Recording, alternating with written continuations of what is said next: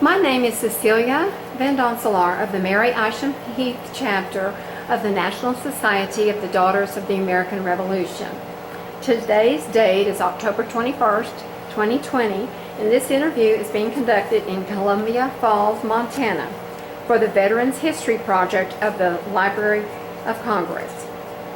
We are interviewing former Sergeant Terrald Lyle Baker, who served in the United States Army. So, Sergeant Baker, can you tell me more about yourself, please? Yeah, my full name is Terrald Lyle Baker. I was born June 28th, 1951 in Kalispell, Montana. My wife's full name is Patricia K. Baker. She was born in Kalispell, Montana as well, 6/23/1953. I have 5 children. My oldest daughter is Tricia Celeste. My next daughter is Shalene Marie. Then my oldest son is Anthony Lyle Baker.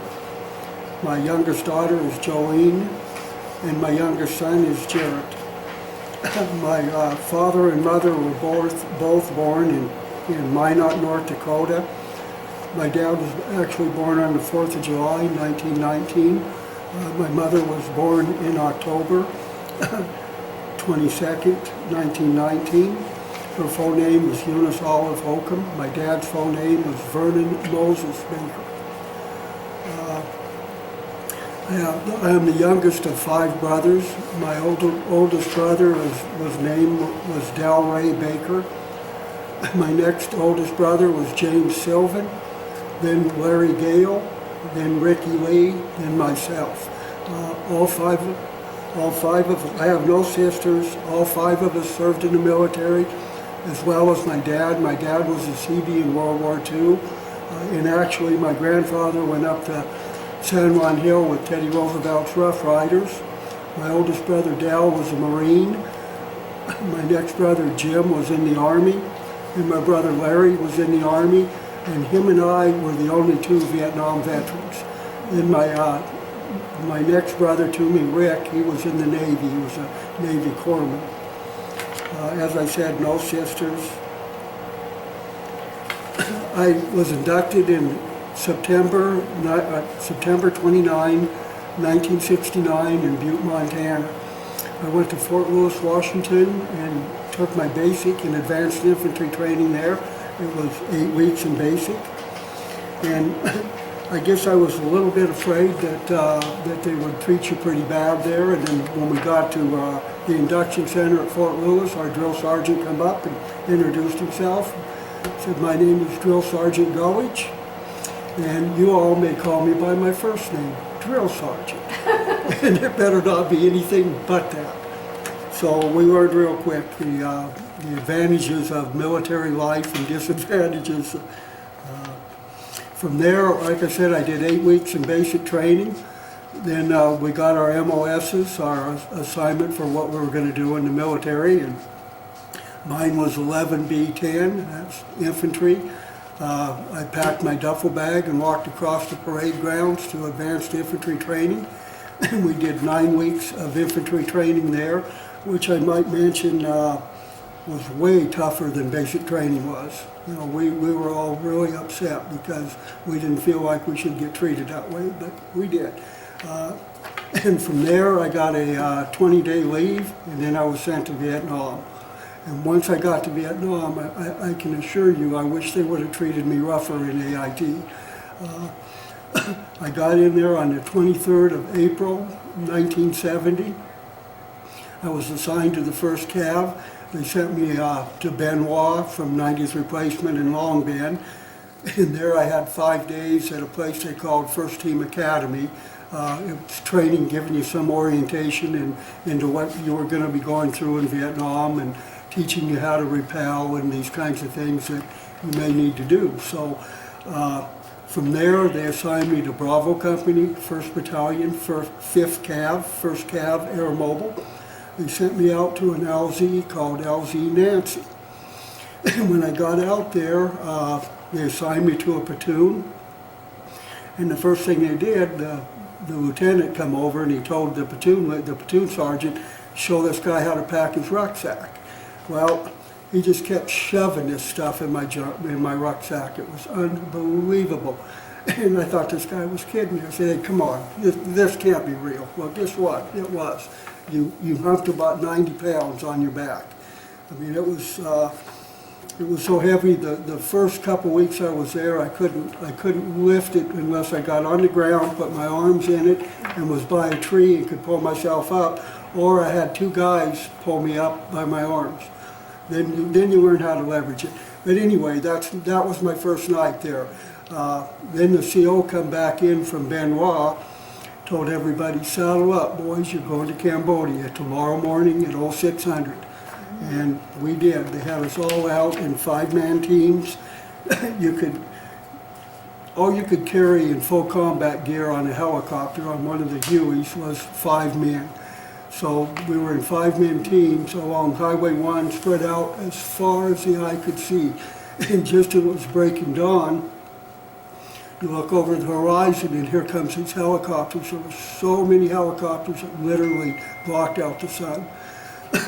They come in, they took us all into LZ David, which was the LZ that my company built.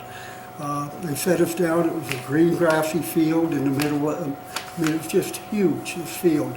My platoon marched off into the tree line on patrol, and the other 3 platoons started to build the LZ. So my first day in combat, my first day in Vietnam, I got into 2 firefights. I learned real quick. I mean, when you first get over there, you think you are the good guys. Good guys don't die. It's only the bad guys. Well, guess what? The good guys die too. So you learn real quick. And from there, well, we did. I should say this. I mean, I guess I kind of want to get this out. I had written home and I told my wife looks like we're going into Cambodia. Well, Nixon did not come on the television and announce that until the 1st or the 2nd of May. Well, we actually went in on the 28th of April. We were in there for 2 days. And he had originally said that we were only going to be in there for 2 weeks. Well, almost 2 months later, I wrote my wife a letter and said, we're still in Cambodia. I can't believe it. And somewhere at home I have the letter. I couldn't find it, but they scratched out with black marks on any reference to Cambodia. They have since acknowledged that we were in Cambodia for almost 2 months. From there, right before we come out of Cambodia, I got a little bit of shrapnel in my hip, and I was back in Quan Loy, milking it for every day I could get to get out of the field. And I guess the most significant thing to me about the incursion into Cambodia was we went in there with 118 guys. There were 14 guys that come out. We had 5 men killed, and the rest were all wounded. It was a tough deal. And there was actually 5 battalions of the Cav that went in and numerous other units, but of the Cav units, everybody was in the same way. We, in a sense, come out that we were up against, we had 5 battalions and we were up against 50,000 NVA troops. Of course, they don't tell you that,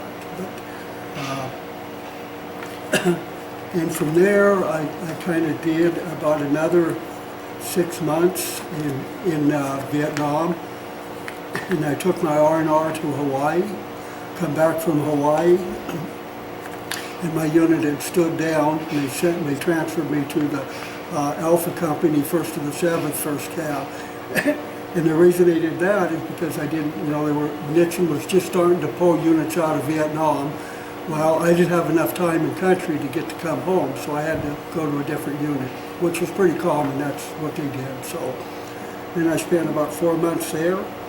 I ended up getting a 3-day drop from Vietnam. I was on the LZ and a helicopter come out and picked me up, took me into Benoit, and I transferred out.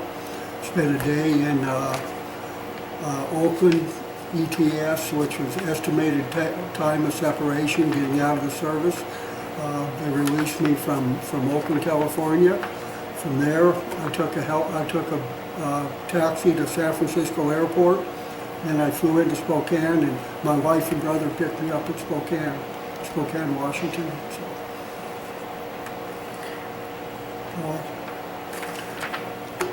I don't know what else to tell you. Well, let's see. What were your parents' occupation? What did your dad do before after he got out of the service? My dad was a logger. He logged here in Kalispell, the surrounding area, all his life. My mom was a housewife, obviously, with 5 kids, 5 boys, and we were not easy to raise. So we got the willow stick many, many times. So, now, can you tell me a little bit about what you were doing before you entered the service? Yeah, I worked at a local plywood mill, Plum Creek Lumber, and I worked in the plywood department there. And I actually volunteered for the draft, simply because I knew I was going to get drafted anyway, and I just wanted to get it over with. So I volunteered for the draft. They sent me down to Butte to take my physical, and from there I went to Fort Lewis, Washington. Did you enter with any of your friends, or you were just pretty much on All alone. all by yourself? Yep. Okay. As a matter of fact, I never saw, after I got out of basic training, I never saw another guy from Montana.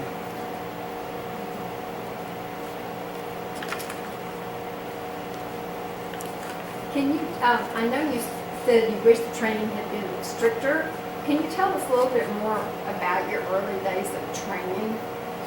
Well, in basic training, it was mainly physical. What they did, they run your butt off, as you might well guess, lots of physical stuff. But more than that, they indoctrinate you into the way of the service, the military way, how things are done, and get you used to following orders. Well, then when you go over to advanced infantry training, it's a lot more detailed, a lot more weapons training. They had villages, pretend villages set up so they could kind of train you on how to look for booby traps and stuff like this when you got to Vietnam, because it was not a question of whether you were going to go to Vietnam, because you were going to go. I mean, it was just, if you were infantry, you were going to Vietnam. So it was a lot more detailed and a lot more use of weapons. You trained on the M60 machine gun, of course the M16s, rifles, and you had M72 laws, M79 grenade launchers. They trained you on the 50 caliber machine guns. Some real light duty mortar stuff, not real significant at all, just kind of orientation is all. And some different types of tactics that you might use over there, and some military history. So that's kind of it in a nutshell. Mm-hmm. Mm-hmm. Okay. So now, did you get any specialized training yourself, or was it all just everybody was trained the same? Everybody was trained pretty much the same. When you got to Vietnam, that was a little different world. I mean, over there with the 1st Cav, it was pretty unique because it didn't matter what your rank was when you got there. If you could do the job, you got the job. It was just that simple.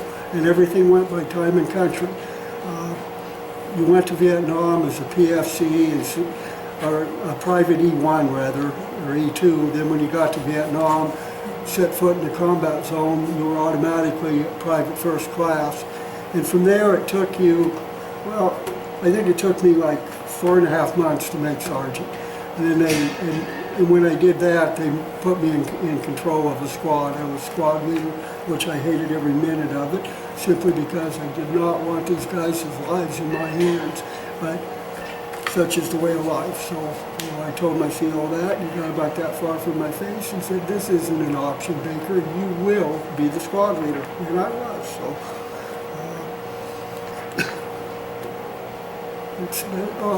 and I might also add that, as scary as it was over there, and as scared as you were all the time, you did make some of the best friends you've ever made in your life. I mean, these guys were as close to you or closer than your own brothers were. In fact, I'm still in contact with several of the guys that I served with in Vietnam. So, Can you tell us a little bit more about these friends and how you bonded over there and how you kept in contact? yeah, well, what kind of happens when you go in country in Vietnam? You were labeled a FNG, which is a friendly new guy, is what I'm going to say, but that's not what it is. Okay. You might use your imagination, Okay. and they treated you as such because new guys got old guys killed because you didn't know what the hell you were doing. I mean, you thought you knew what you were doing when you went over there, but you didn't. You didn't have the slightest clue until you got there, and then those guys taught you how it really was. Well, and you were kind of an outcast. They only had to do with you what they had to. Other than that, they stayed away from you. But then after they felt like you knew what was going on, then it was kind of a different story. In my case, it was right after I got shrapnel in the hip, and I come back out and joined the company after that. Up until that time, I was an FNG, and nobody wanted much to do with it. Well, I got out there, and I had everybody running up to me. "Oh, big, glad you're back, man. We need veterans out here." I kind of shook my head. I said, where in the hell am I at? You know, what's going on here? So, and from that point on, you know, you just made really good friends. So, you cared about each other, you protected each other, you watched each other's back. It's just the way it was. I mean, it wasn't a situation where you went over to, I mean, you might have went over there originally to fight for God and country, but it didn't end up that way. You went over there to fight for your brothers that were there and to stay alive and come home. Because Vietnam War was a tough situation. I mean, this country was in a turmoil for all those years, and you know, in fact, when I come home, got out of the Army in Oakland, when they took us, we landed at Travis Air Force Base, and they had buses waiting there. It was at midnight. They had buses waiting to take us to the Oakland Center there to either get processed in to go to another unit or in the States or to get out of the Army. And when we got on the buses, the bus driver says, "Hey, look, guys, as soon as we go out these gates, there's going to be protesters out there throwing beer bottles and screaming filthy names at you and calling you baby killers and all this kind of stuff, so just be prepared." And, you know, we told him, "Hey, it's a real easy deal. When you get out that gate, you just stop this bus and open the door." "No, I can't do that." So, and we went out, and that's kind of what they did. So, when you get through that, I mean, it obviously does something to you. You know, you're proud, you're happy, you're excited to be home, you're proud of the service that you did, and then to be treated that way, it was kind of a kick in the face. So, you come home and you really didn't talk to too many people about it, primarily just people that served there. So, but it did create a bond between guys that served. So, and it still does to this day. It still does. So, and you know, for me, one of the darkest days of my life was when the NVA, when they showed pictures on the news of North Vietnamese army rolling into Saigon. To be honest with you, I was so pissed. If I could have got on a plane and went back over and fought, I would have. And that's the only time in my life I ever would have said that. But luckily now I'm too old, so.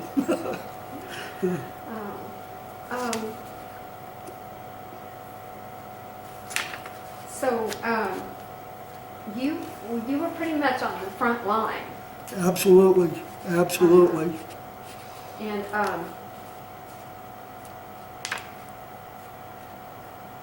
like I said, my first day in the field in Vietnam, we got into 2 firefights. And I swear every day in Cambodia was at least 1 firefight or two. Well, just kind of an interesting statistics. You know, when we come home here, all the World War II veterans and a lot of the Korean veterans shunned us because they said you weren't in the real war, you just had a police action. You know, they wouldn't let us join the VFWs. They wouldn't let us do hardly anything. You know, so we just stayed away from them. But an interesting statistic is in the average combat infantryman in World War II saw combat once every 45 days. once every 45 days. The average grunt in Vietnam saw combat, got in a firefight, 287 days out of his 365-day tour. So, you tell me who fought a war and who didn't. So, and I'm not saying World War II guys didn't fight a war, because they certainly did. But we did our share as well, so, and then some. But yeah, it was, you were pretty nervous by the time you got out of there, you were pretty shaky, and, well, to be perfect, I guess I'm not real proud of this, but there were, when I come home, there was the first 6 months I was home, there were a couple times I woke up with nightmares and I'm choking my wife and jumping out of bed, and car backfires and you hit the ground in the middle of the street, and and still even to this day, loud noises make me jump right through the roof. So there's a lot of repercussions for having been in combat. I guess it teaches you some real tough mental discipline, though. It has to. You either get tough or you just go nuts. So it's kind of the way it is. Now, did y'all have, what kind of recreation, I know this may sound like a strange question, when you were off duty? I mean, you had a few days of the year that you were off duty. Yeah, we had, after my first mission to Cambodia was 45 days. That's 45 days in the jungle without a shower, without a change of clothes, without a hot meal, without shaving, without anything. Then we come into LZ David, and we got 3 days in there to spend taking a shower, changing clothes, eating a hot meal. Then they sent us back out. And that's kind of the way it went. I probably the last 4 months of my tour, I got 3 or 4 different in-country R&Rs in Vung Tau, which was pretty nice. It was on the South China Sea. About all there was to do there was go get drunk and swim. So, but that was, at least you didn't have to worry about somebody shooting at you. And that's kind of it. But for as a rule, in the infantry, you were on duty 7 days a week, 24 hours a day. You just were. If you come in out of the rear, even in the rear area, you never went anywhere without your rifle. It's just kind of the way it was. So, where were you? Do you remember exactly where you were when the war ended? I was in Kalispell, Montana, working at Plum Creek Lumber, and I come home and I heard on the news that the tanks were rolling into Saigon. I hurried up and got home from work and turned the TV on and watched it. And I guess, from my perspective, I will never forgive Richard Nixon for that. As far as I'm concerned, he was responsible for 58,000 dead Americans for absolutely nothing, and going through a year of complete hell just to have it turned right back over to the communists. To the guys who fought there, it was pretty devastating to have that done, so to see it done. Now, I know you're a member of some veterans organizations, is that right?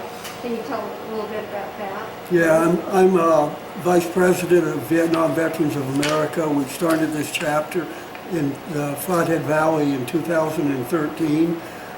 We are up to about 180 members right now. A lot of the Vietnam Veterans of America groups are starting to dwindle down and stuff. We're still growing. We just what we do is, well, the motto of the Vietnam Veterans of America is never again will one generation of veterans abandon another. Consequently, we're talking about how the World War II guys treated us when we come home. We had no parades, we had no welcome homes, we had nothing. And my group goes out, and a lot of Vietnam veterans from all over the United States go out and they welcome home these young Iraqi and Afghanistan soldiers. We applaud them, we make sure that they get the recognition that they so richly deserve, which is something that we certainly didn't get. But that's kind of what we do. I'm a member of the American Legion here in Columbia Falls, and I'm kind of inactive there. It's a little tough in the wintertime. I don't really want to drive up there at 7 o'clock at night on icy roads and stuff, so I don't attend much there.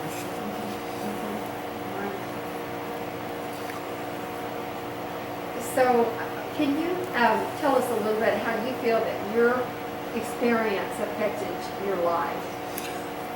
Well, one thing for sure, I guarantee you I'm never late for anything. I'm always early. And you just kind of have a dedication. If you commit to doing something, you're going to do it. You give your word, you keep your word, and you expect others to do the same. So, military taught me a lot of discipline. It did me a lot of good. I mean, when I went in there, I was a wild kid, and you come out and you're just a different person. I mean, you grow up. So,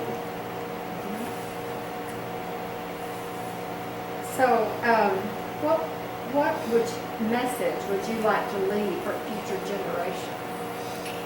As far as the military, I honestly believe that everybody should serve. Everybody should have to serve. And likewise, I believe that if there's anything you can do to avoid a war, that's exactly what you better do. War, I assure you as a combat veteran, war is not fun. It is a horrible thing to watch your friends and buddies die and get maimed. It is not something anybody wants to go through. So whatever you can do, if you can avoid going to war, that's exactly what you need to do. So. Is there anything that you think we haven't gotten to discuss yet that in your things that you would like to talk about? I think we've covered most everything. Everybody was really upset about the way they were treated when they come home. I have since, that a lot of that has changed though.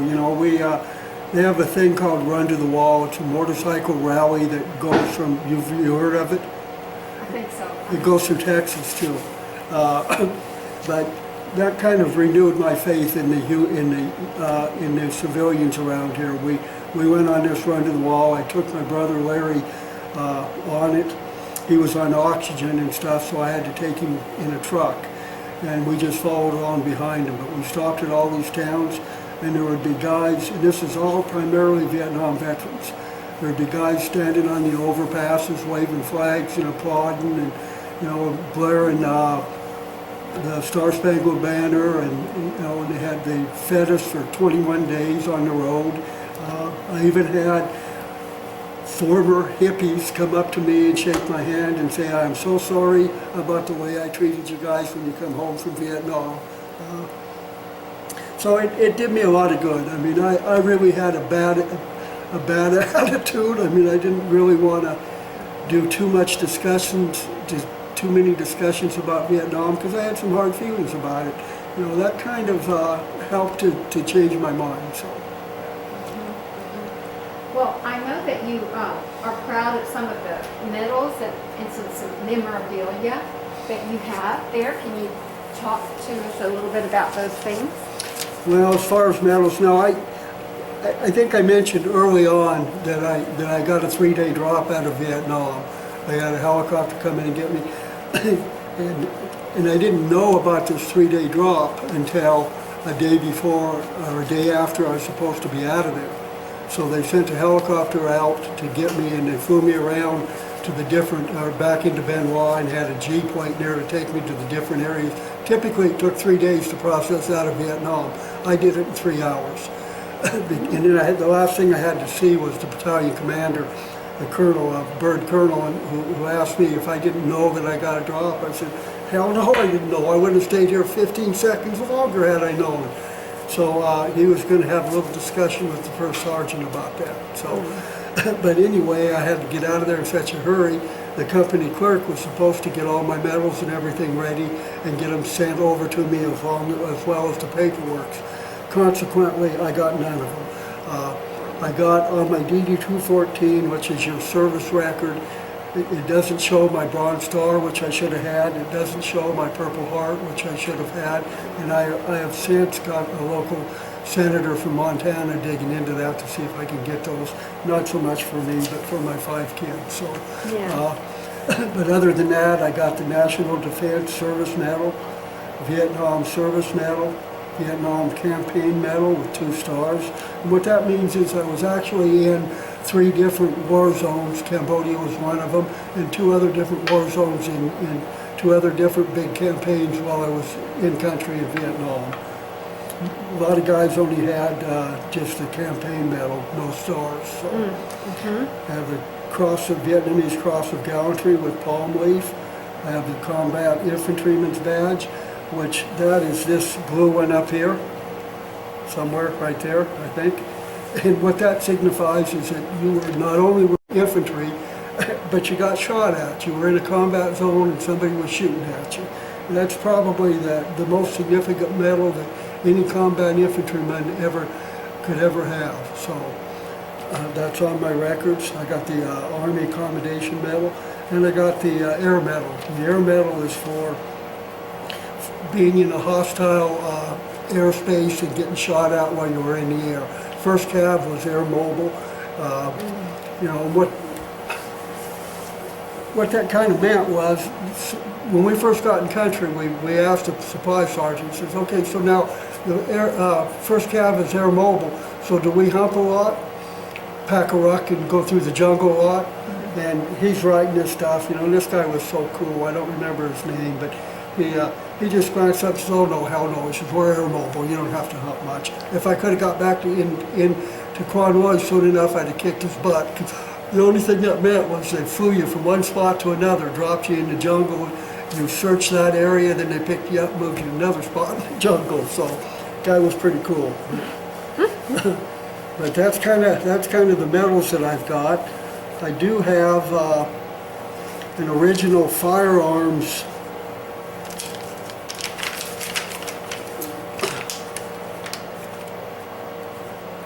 This is your firearm export license to bring home an SKS out of Vietnam. And incidentally, I was with Bravo Company, 1st to the 5th, but our Charlie Company is the one who found the largest arms and ammo cache in Southeast Asia, and it was called the City. They found it, and we went in and helped them to pull out a lot of the stuff out of it, arms and weapons, and there was enough SKSs, like 5,000 of them, to give, that's a Chinese rifle, to give every man in the company an SKS. It was a single shot weapon, so you could bring it home. Well, most of us, when we got ready to go, they weren't there. The guys in the rear stole them, so I didn't get mine. But I got the firearms permit, so. And this is kind of what I looked like as a punk 18-and-a-half-year-old on LZ David in Cambodia. Let me ask you that a little.